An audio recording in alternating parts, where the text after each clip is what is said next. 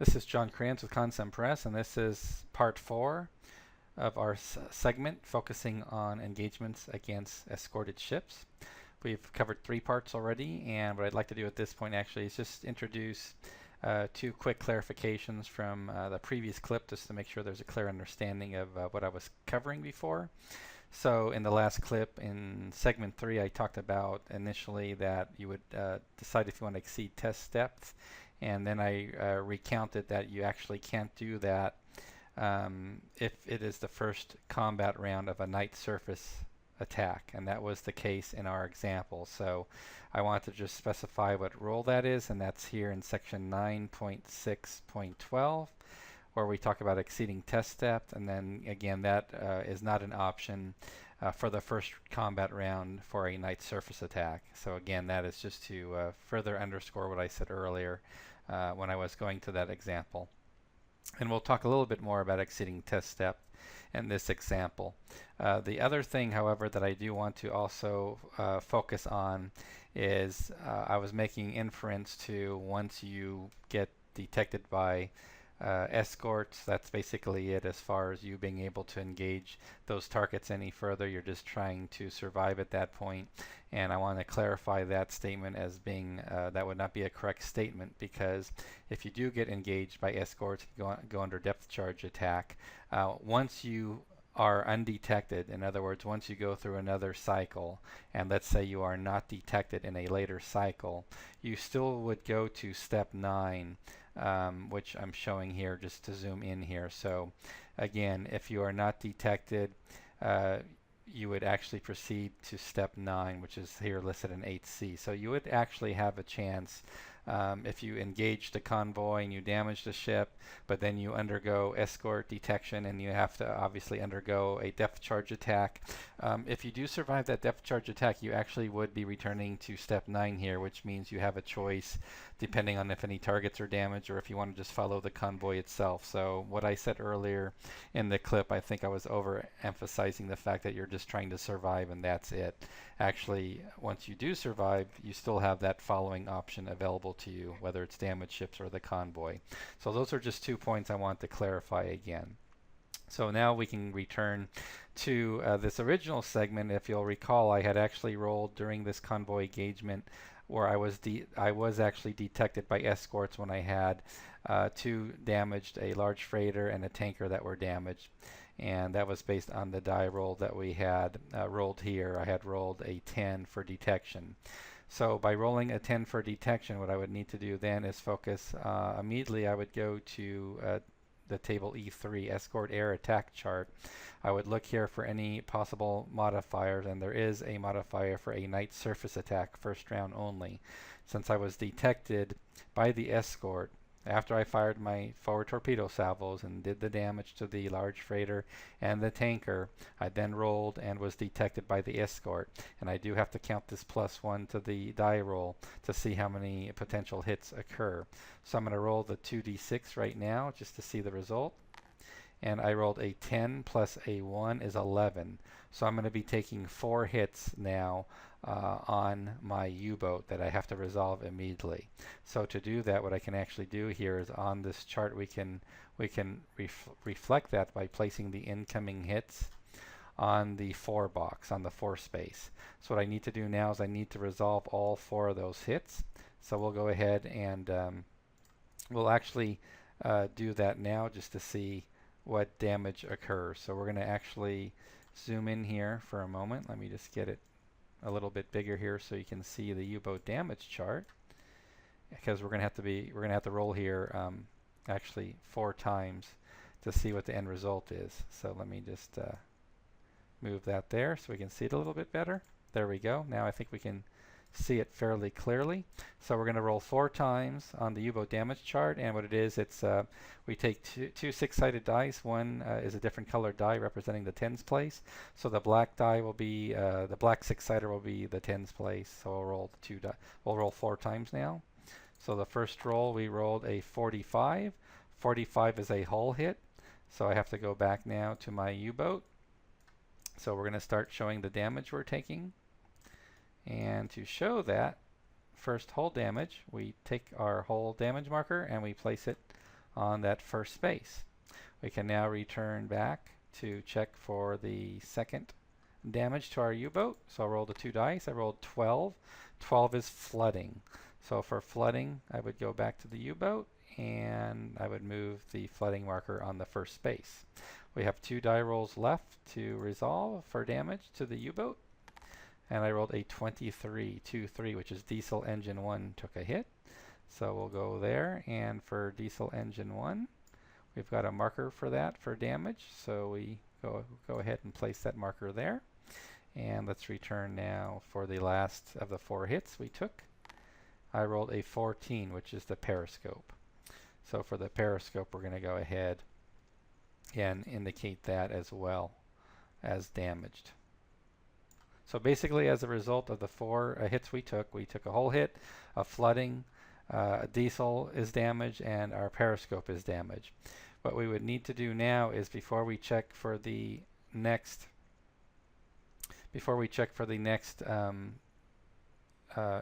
escort detection die roll, we have to see if we take on any additional flooding, and that occurs anytime once you've done damage results for the U-boat. You immediately have to check for additional flooding before we check for the next potential round of depth charge attacks. And if we quickly reference the rules for flooding, you'll see here case 10.1.3 additional flooding. Following any combat round in which a U-boat sustained at least 1 flooding damage result, which we did, you must check for additional flooding damage. So you would roll a 1d6, a single 6-sided die, and a result of 5 or 6 results in additional flooding. We don't have our engineer being an experte rating, which would have helped us in this case, so it's a straight die roll. So we're going to roll a single die now to check for additional flooding. So I rolled the die, and I rolled a 2. And again, if we look at the results here, a result of 5 or 6 would result in additional flooding, but we rolled a 1 or a 2 rather, so that's lower. So we were fine there. We didn't take additional flooding damage at all. So we just completed that combat round for that escort detection being detected, and then we took 4 hits.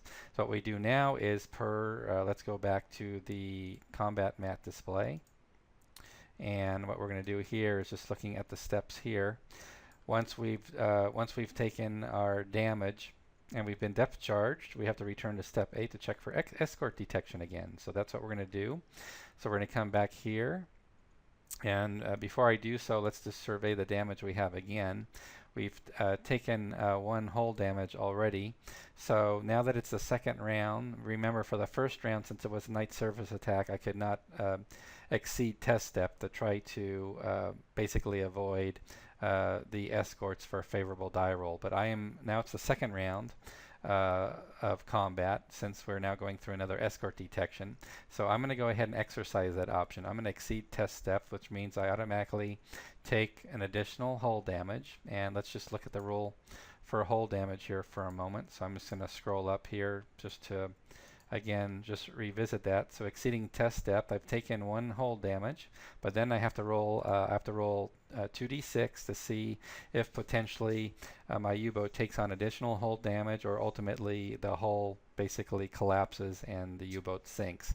I do that by rolling 2d6, and based on that die result, if I roll basically 2d6 and that is I roll lower than the number of hull damage I've taken, I sink. If I equal the number, I take an additional hit and roll again.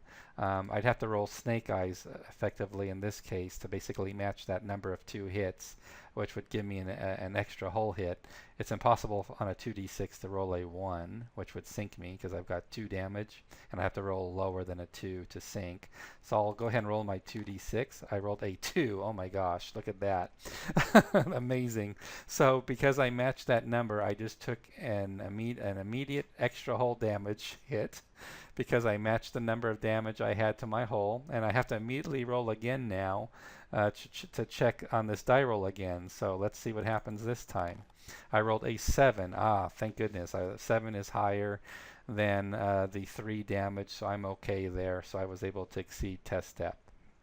So basically what that means by exceeding test depth, and I've obviously just taken on extra extra hull damage here is we would basically go back to the detection table here, escort detection. So we're now in the second round of combat. We use this term combat interchangeably in the game. It could be combat where the U-boat is attacking, or it could be combat where, in this case, it's from the escort perspective, it's the second round, and now the escort gets the second round of escort detection, and that's basically what happened. The escort gets this second round to try to detect me. So what we've got here is we've got to look at modifiers, and as I look here for modifiers, I have to look at any potential damage to my U-boat, but I don't have any dive planes out. I have no fuel tanks damaged, so I'm okay there. But let's see what else we have. We have a modifier here that says previously detected. Yes, I was detected in the previous round. That is true. So I'm +1. That's a +1 negative modifier for me. And if I look further down here, I exceeded the test depth, which caused that hull damage situation. So that helps cancel out the effect of being previously detected. And that's basically why I did that. So there's no modifier to the die roll because exceeding test depth was a favorable modifier for me, which basically cancels out the previously detected modifier which would have applied. So we're going to go ahead and roll now 2d6 straight up to see the result. And I rolled a 6. Well, a 6, in the case of an 8 or less a roll, I'm undetected. So what that means is me being undetected is I can go back to this combat mat sequence, which I'll go to here. Let me just make this a little bit smaller so we can see that. And as we return and look at this sequence here, since I basically went undetected, if I have any targets that have been damaged, I can choose to follow those. And if you'll recall, we definitely do have some damaged targets. So now that I've escaped escort detection, I can immediately come back and try to follow the damaged ships automatically and do that die roll because I've survived this escort detection. I can keep going. And immediately do that. And the following would be automatic for the damaged ships. However, if I decided to follow the convoy itself, I would have to roll for that separately, and then I'd have a fresh series of ships that I could go after. But before we do the following action, before we attempt that die roll, which I could do, is I need to resolve what happened with the damage I undertook here. So basically the way that would work is I would roll for the damaged diesel engine and for the periscope before I would even attempt this following die roll, before I make that decision. So I'm going to go ahead to the damage and repair chart, and if you recall, we had our diesel engine was what took a hit. So for our diesel engine, we're going to go ahead and roll for that now. And again, I don't have an experte level engineer, so I'm just going to simply roll a single 6-sider to see how the diesel engine does. I rolled a 1, so it's fixed. Great news. So I can go back here and remove the damage to the diesel engine. And then I have a damaged periscope. Well, that's not good. So let's go ahead and find the section in the rules for the periscope, which is up here near the top. So we're going to go ahead and make that a little bit bigger so we can see that. So for the periscope, again, I roll a single d6 die roll. I rolled a 3, so that is also fixed. So that's great news.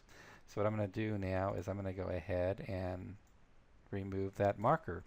And what I could do now is I could go ahead and follow the damaged ships automatically to see if they're stragglers or stay together under escort. But now let's assume in the last case, let's assume that I was actually not able to escape detection from the escort. So what I'm going to do here is I'm going to put back these markers that I had before. So I had a damaged periscope and I had a damaged diesel engine. So in other words, I didn't escape escort detection. I got detected again. We're just going to say that happened, which means I never had this chance to escape the escort to work on clearing the damage to my periscope and to my diesel engine before attempting that following attempt. I actually have to go through another round of combat instead, because we're going to assume let's say I rolled a 10 again and I was detected again. So let's see what happens when I roll now again for damage.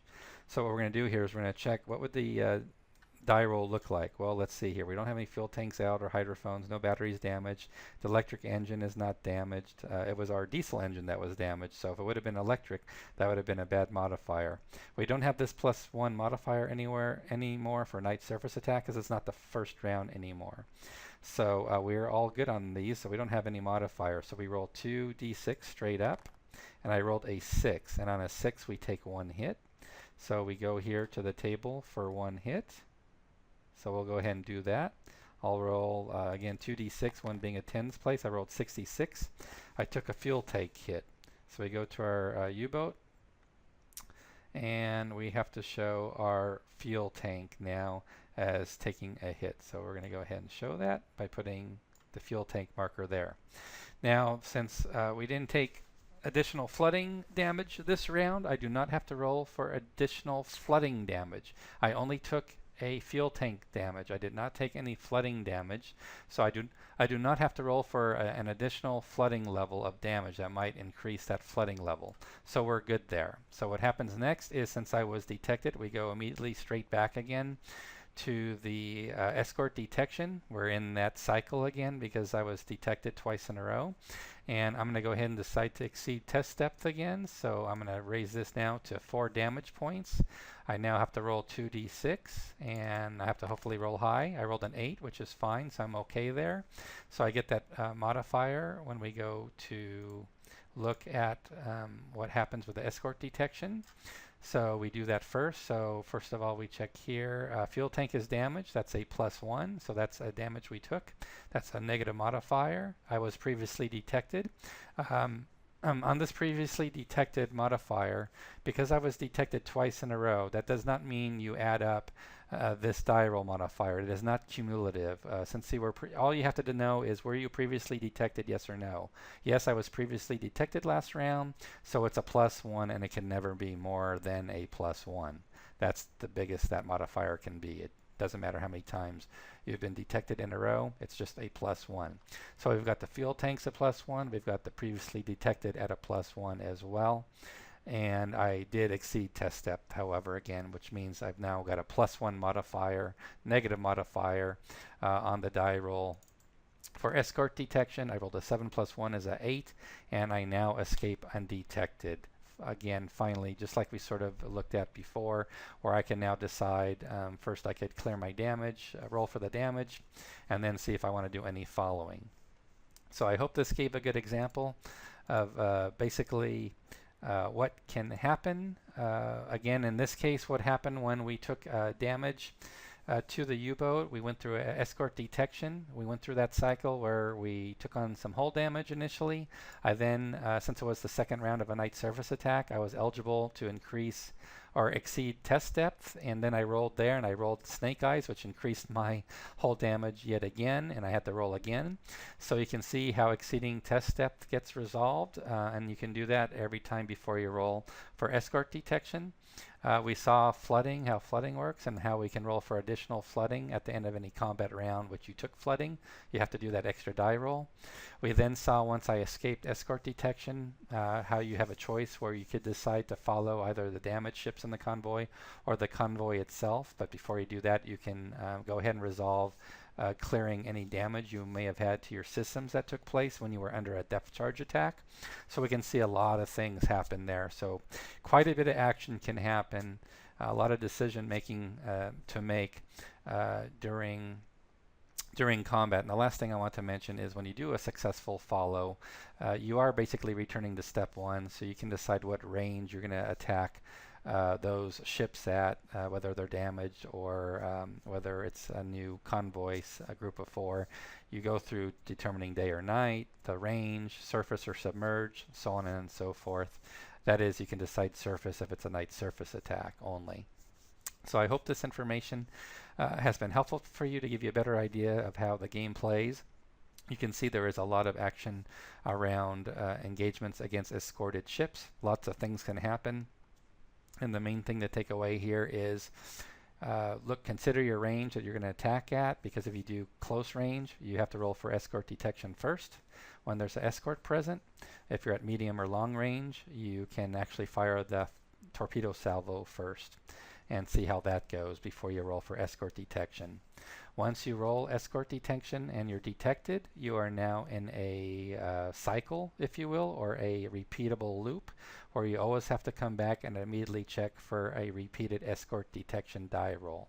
And once you finally can hopefully escape escort detection, that's when you can decide if you want to use that following mechanic. And if you do, make sure you first roll to clear any damage and reload your torpedo tubes as well for any that were expended.